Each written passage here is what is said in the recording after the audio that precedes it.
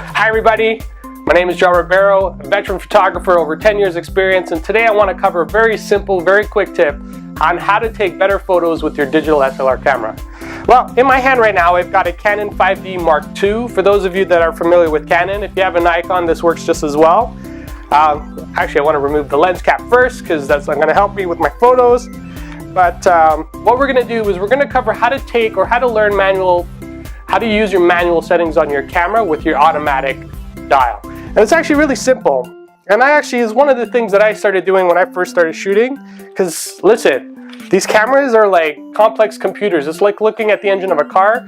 It's daunting, it's overwhelming, there's so many different things. But thankfully, just like cars, they have automatic transmissions, not everything's in standard.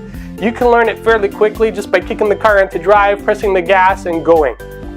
So what we're going to do on the camera today is we're going to take the camera to, and depending on the camera that you have, it's usually a square dot, and I know you can't see it because I'm way too far from the camera, but there's a little square dot on the top of your dial, and that's the automatic setting dial. So what that'll do, it'll kick your camera into automatic mode. And automatic mode is actually really good on a lot of these cameras, but you don't buy these cameras to shoot in automatic mode because you want to have a little bit more creative control over your photos. So you take your camera into automatic mode and you take your first picture. I'm going to take a picture of the wall here.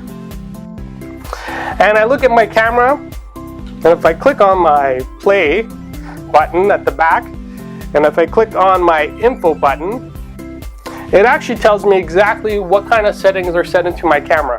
I can tell here that my ISO is 250. I can tell that it's doing an evaluative mode, so it's looking at the entire scenario.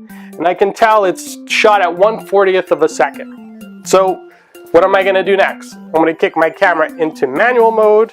I'm going to put my ISO to 250. I'm going to take my shutter speed to 1/40th of a second, and my aperture is actually set at 1.8. I'm shooting right now with the 50mm 1.8 Canon lens. Great lens. When I bought it, it was about $150, but it's great to just start for starting to take photos and portraits. All right, we're going to take the same shot again. And voila, listen, the shots look identical. I'm just going to play them back. Actually, I'll show the footage when I do the video and I edit it together. But the settings are exactly the same. Great, so what does this really do for me? Right now, it just teaches me what the actual settings are on the camera for manual. If I want to tweak it a little bit, I can see what happens if I increase the shutter speed to maybe 1/60th. I know what's going to happen next. It's going to be a little bit underexposed, but at least I can start playing around with it.